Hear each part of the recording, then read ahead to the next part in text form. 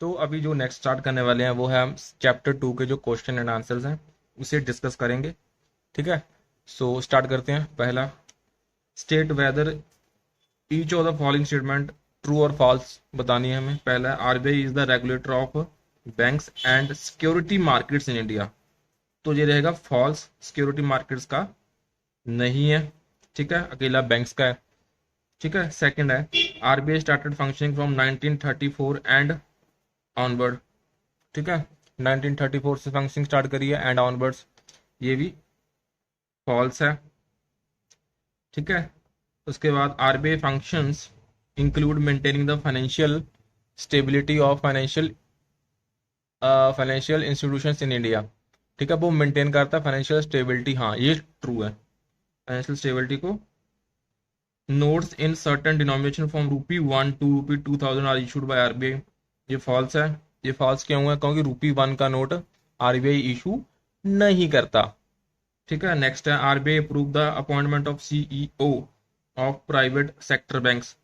जो private sector banks हैं उनकी जो अपॉइंटमेंट है वो आरबीआई अप्रूव करता है, ये ट्रू है, आरबीआई करता है। ठीक है, उसके बाद नेक्स्ट है F, RBI has no power to amalgamate weaker banks with strong banks. ये फॉल्स है, आरबीआई के पास पावर है, अगर उसके बैंक काम नहीं कर रहा तो आरबीआई डिसीजन ले सकता है। नेक्स्ट है credit authorisation and consortium of finance scheme of RBI are still mandatory for commercial banks in India. ये मैंडेटरी मैंडेटरी नहीं है, तो ये फॉल्स है। ये भी क्या है हमारे पास? False. RBI currently draws its power of regulating exchange control from FERA. FERA से तो नहीं लेता ये तो फॉरेन एक्सचेंज का है, तो नहीं, ये भी फॉल्स है। ये लेता है बैंकिंग रेगुलेशन एक्ट 1949 से। ठीक है, उसके बाद नेक्स्ट है are scheduled bank branches can handle foreign exchange transactions. Foreign exchange branches सारे शेड्यूल कमर्शियल बैंक्स ले सकते हैं, ये भी फॉल्स है, नहीं। इसके लिए आपको एडी बनना पड़ेगा, ऑथराइज डीलर पहले बनना पड़ेगा, एडी कोड होता है, उसके उसके बाद ही आप फॉरेन एक्सचेंज में काम कर सकते हैं, ये भी फॉल्स है। S L R is lower than C R R, तो यो भी फॉल्स है गाइस, एस एल आर कम नहीं होती सी आर आर से। ठीक है, इसके ऊपर क्वेश्चन पक्का मिलना आपको, S L R C R के ऊपर, तो ये प्रॉपरली पढ़ लेना, एस एल आर क्या होती है, सी आर आर क्या होती है। नेक्स्ट है एज देयर इज नो सब target for MSME sector it does not comprise the private sector, तो यो भी फॉल्स है।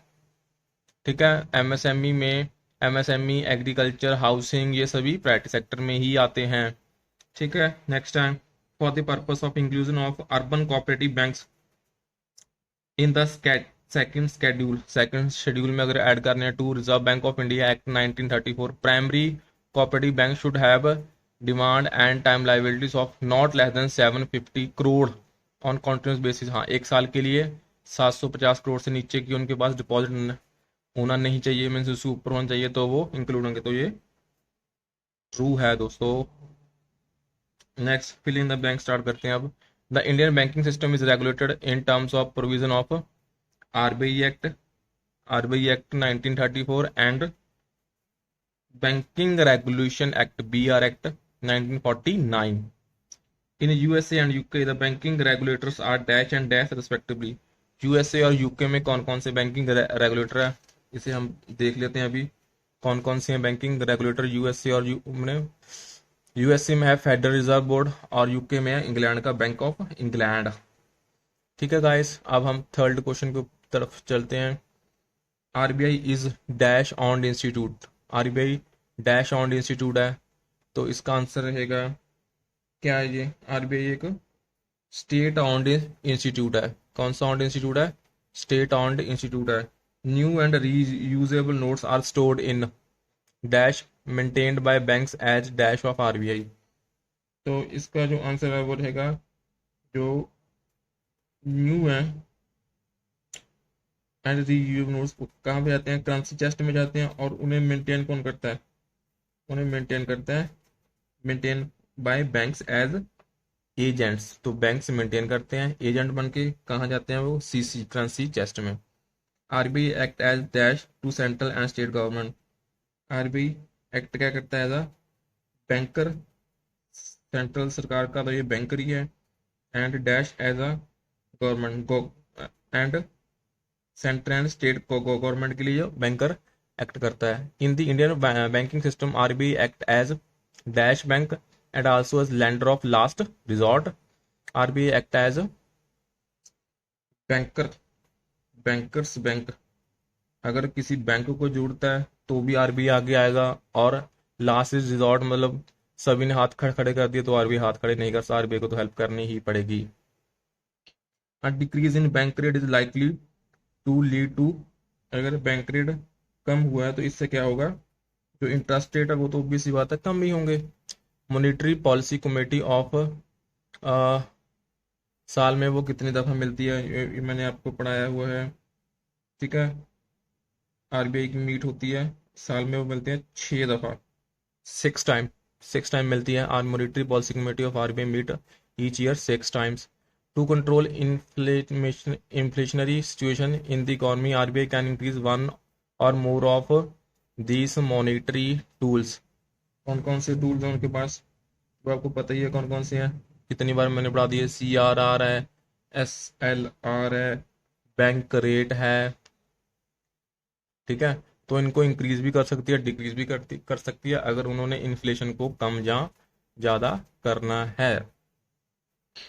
उसके बाद फुल फॉर्म्स आ गई। फेरा, फेरा की फुल फॉर्म क्या है, foreign exchange regulation act. FEMA, foreign exchange management act, दोनों फॉरेन करेंसी के लिए। एडी, ऑथराइज डीलर, अगर आपने ब्रांच एडी है तो वो फॉरेन एक्सचेंज में काम कर सकती है। CRR, cash reserve ratio.